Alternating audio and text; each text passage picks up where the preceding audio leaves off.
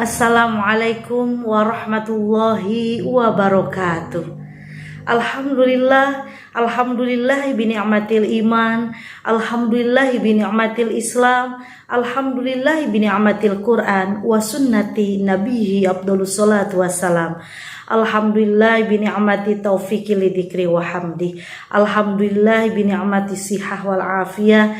Alhamdulillah bi ni'mati sam'i wal basar wal quwwa wa jami' ma an'ama bihi alaina hissan wa ma'nan dhahiran wa batinan.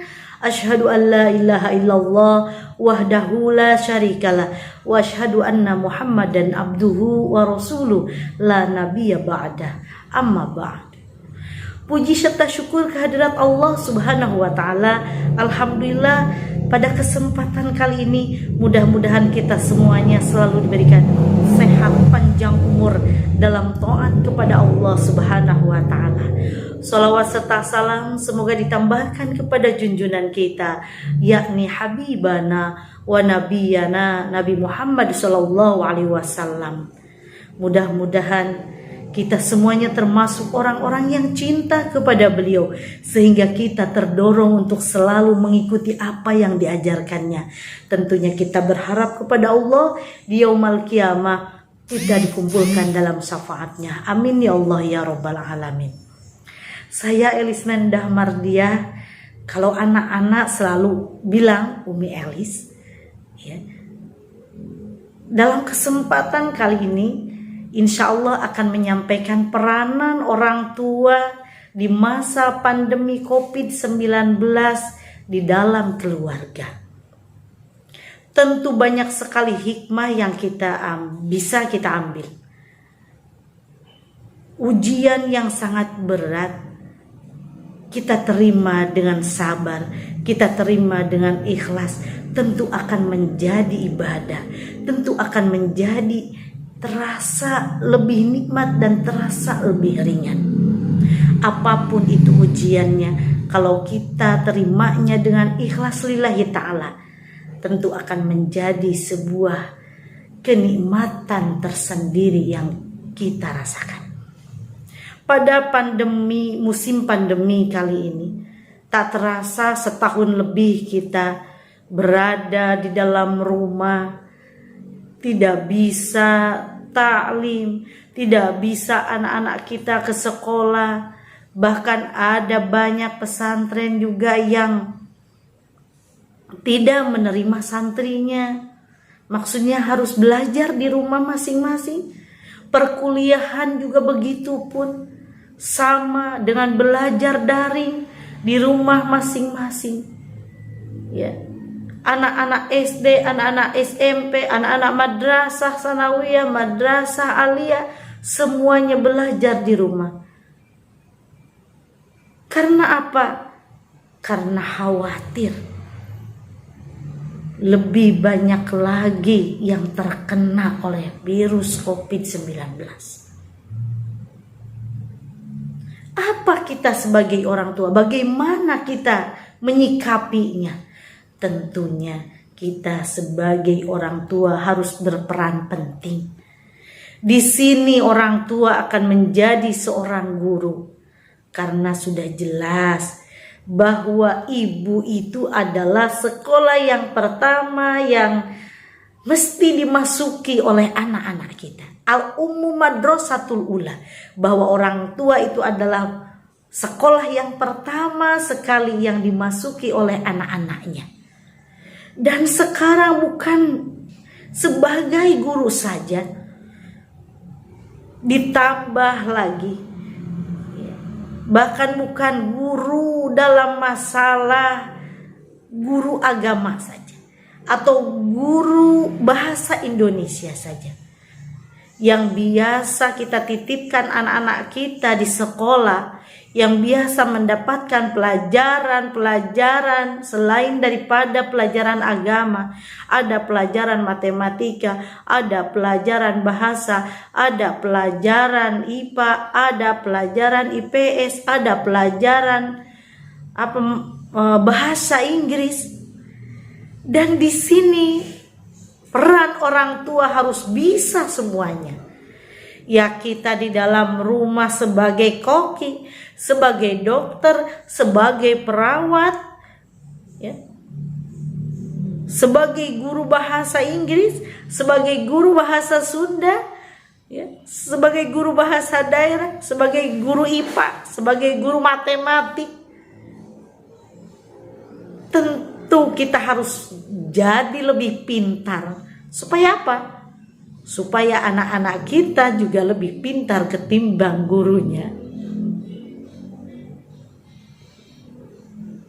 Coba Bunda, apalagi yang mempunyai anak-anak yang sudah mulai menginjak dewasa, SMP, SMA, kita harus menjadi teman partner.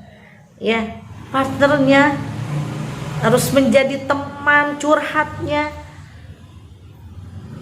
harus menjadi rekan kerjanya. Ajak anak-anak kita ketika kita bekerja, ajak anak-anak kita, suruh bantu-bantu. Ketika belajar, kita sebagai guru, anak-anak menjadi murid. Terkadang kita bermain, ya, yang menjadi imunnya meningkat, bercanda ria, ya. Pada waktu sholat, lakukanlah berjamaah. Pada waktu ngaji, kita kudu jadi guru ngaji. Waktu belajar, kita jadi guru seperti mana dia dapatkan di sekolah. Tentunya orang tua mungkin saja menjadi tambah berat bebannya. Dan kita harus menjadikan bagaimana ibu guru di sekolah yang biasanya hanya kita titipi saja. Dan sekarang kita baru merasakan bagaimana beratnya guru-guru di sekolah yang biasa kita titipi. Maka didiklah, tanamkanlah di dalam diri, dalam hati anak-anak kita, supaya cinta kepada guru-gurunya. Bahkan kita sebagai orang tua hendaklah yang pertama kali kita tanamkan kepada anak cucu keturunan kita, yaitu cinta kepada nabinya, sebagaimana yang diriwayatkan oleh Imam Ad-Dailami dari Imam Ali radhiyallahu an, "Addibu auladakum ala salasi khisalin, hubbi nabiyikum wa hubbi ahli baiti wa qiraatul Qur'an." Yang pertama, tanamkan kepada anak cucu kita supaya cinta kepada nabinya.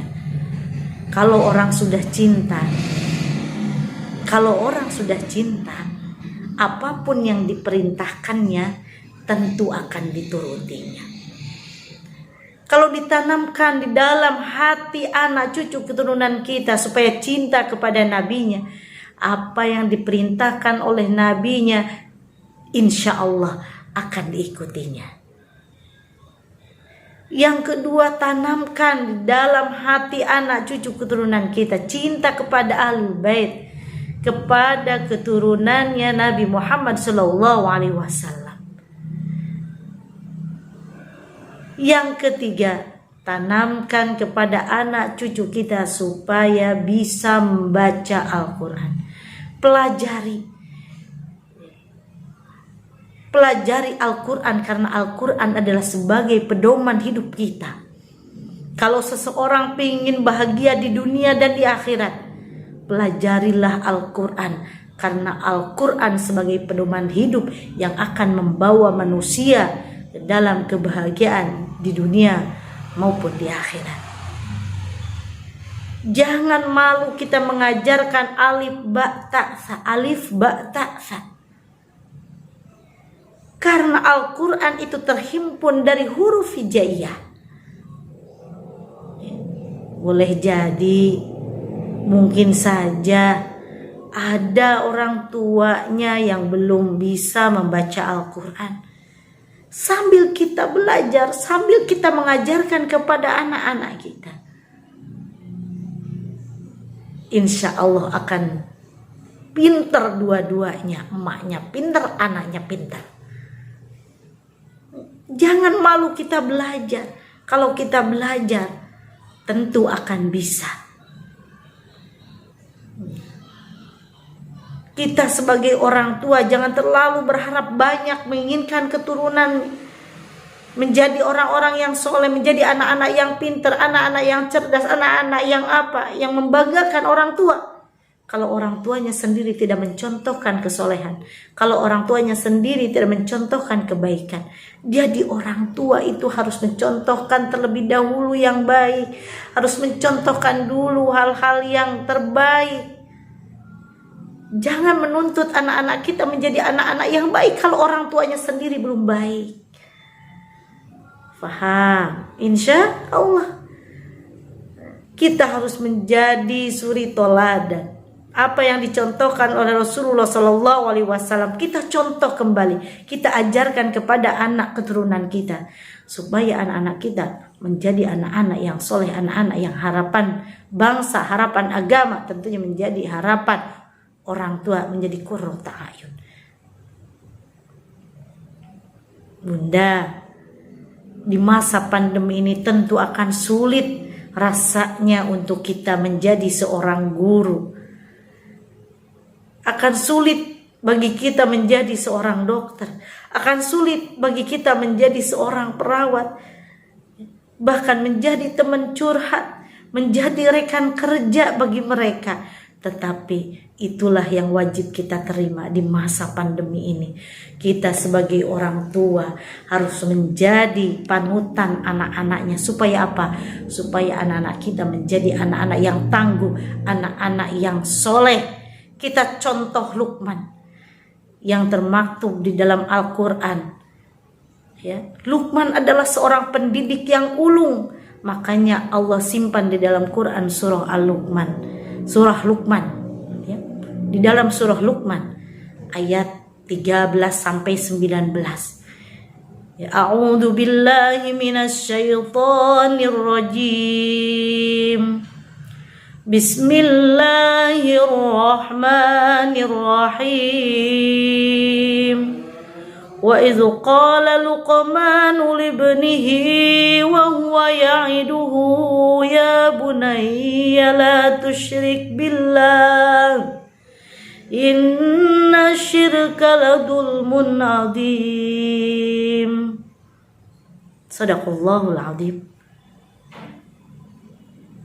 Allah sampaikan di dalam ayat 13 surah Luqman bahwa Luqman berpesan kepada anaknya supaya apa? Supaya tidak berbuat syirik, menyekutukan Allah. Luqman tidak berharap anaknya menjadi seorang musyrik, naudzubillah. Ya. Dan kita pun demikian, ajarkan kepada anak-anak kita supaya tidak berbuat syirik, tidak menyekutukan Allah. Ditanamkan yang pertama, yaitu anak-anak kita supaya bersih hatinya dari perbuatan syirik, perbuatan menyekutukan Allah. Kemudian di ayat selanjutnya, di ayat 14, وَوَصَّيْنَا الْإِنْسَانَ بِوَالِدَيْهِ حَمَلَتْهُ أُمُّهُ وَهْنًا عَلَى وَهْنٍ وَفِصَالُهُ فِي عَامَيْنِ أَنِ اشْكُرْ لِي وَلِوَالِدَيْكَ إِلَيَّ الْمَصِيرُ. Suruh ditanamkan di dalam hati anak-anak kita, yaitu apa? Berbuat baik kepada ibu dan bapaknya, berbuat baik kepada kedua orang tuanya. Karena hukukul walidain adalah perbuatan dosa besar. Ditanamkan di dalam anak cucu keturunan kita supaya selalu berbuat baik kepada kedua orang tuanya. Kemudian di ayat selanjutnya juga, hendaklah selalu berkumpul dengan orang-orang yang soleh. Kemudian ditanamkan di dalam hati anak-anak kita supaya selalu berbuat amar ma'ruf nahi mungkar. Kemudian tanamkan dalam anak-anak kita, di dalam hati anak-anak kita tanamkan berbuat baik, selalu bersabar, kemudian selalu bersyukur, dan jangan sampai berlaku sombong. Insya Allah, kalau anak cucu kita ditanamkan demikian apa yang disampaikan di dalam Al-Quran, yang cerita Luqman kepada anak-anaknya itu, tentu anak-anak kita pun menjadi anak-anak yang soleh, anak-anak yang baik. Harapan kita sebagai orang tua, harapan bangsa, begitupun harapannya agama. Mudah-mudahan apa yang disampaikan banyak manfaat. Kita doakan anak cucu keturunan kita menjadi anak-anak yang baik, seperti halnya doanya Nabi Ibrahim, Robbi habli minas solihin, ya. Robbi ja'alni muqimas sholati wa min dzurriyyati Rabbana wa taqabbal du'a. Robbi ja'alni muqimas sholati wa min dzurriyyati Rabbana wa taqabbal du'a. Banyak sekali doa supaya anak-anak kita menjadi anak-anak yang soleh. Mudah-mudahan kebersamaan kita kali ini kebersamaan yang selalu dirahmati oleh Allah Subhanahu wa taala. Rabbana atina fid dunya hasanah wa fil akhirati hasanah wa qina adzabannar. Subhana rabbika rabbil izzati amma yasifun wa salamun alal mursalin walhamdulillahi rabbil alamin. Sekian dan terima kasih. Wassalamualaikum warahmatullahi wabarakatuh.